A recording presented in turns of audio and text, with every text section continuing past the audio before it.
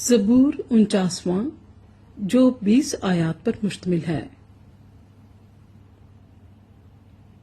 मीर मुगन्नी के लिए बनी कौरा का मज़मूर। ऐ सब उम्मतों ये सुनो, ऐ जहां के सब बाशिंदों कान लगाओ। क्या अदना क्या आला, क्या अमीर क्या फकीर, मेरे मुंह से हिकमत की बातें निकलेंगी और मेरे दिल का ख्याल पुरखिर्द होगा। मैं तमसील की तरफ कान लगाऊंगा, मैं अपना मौमा सितार पर बयान करूंगा। मैं मुसीबत के दिनों में क्यों डरूं, जब मेरा ताक़ुब करने वाली बदी मुझे घेरे हो। जो अपनी दौलत पर भरोसा रखते और अपने माल की कसरत पर फख्र करते हैं, उनमें से कोई किसी तरह अपने भाई का फिदिया नहीं दे सकता, ना खुदा को उसका मुआवजा दे सकता है, क्योंकि उनकी जान का फिदिया गिरा बहा है।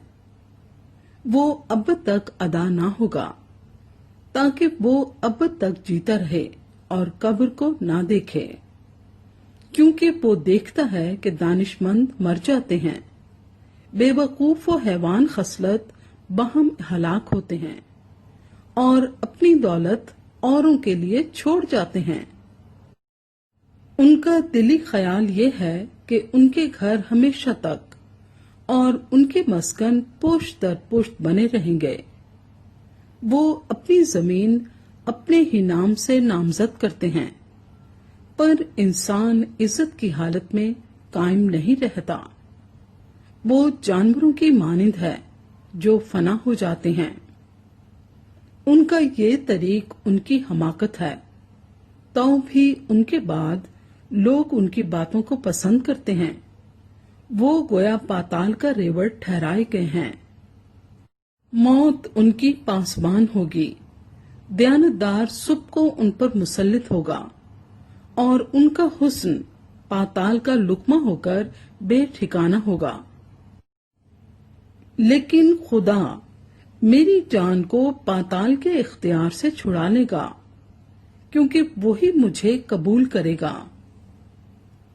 जब कोई मालदार हो जाए, जब उसके घर की हशमत बढ़े, तो तू खौफ ना कर, क्योंकि वो मरकर कुछ साथ ना ले जाएगा। उसकी हशमत उसके साथ ना जाएगी, खां जीते जी वो अपनी जान को मुबारक कहता रहा हो। और जब तू अपना भला करता है तो लोग तेरी तारीफ करते हैं, तो भी वो अपने बाप दादा की गिरोह से जा मिलेगा।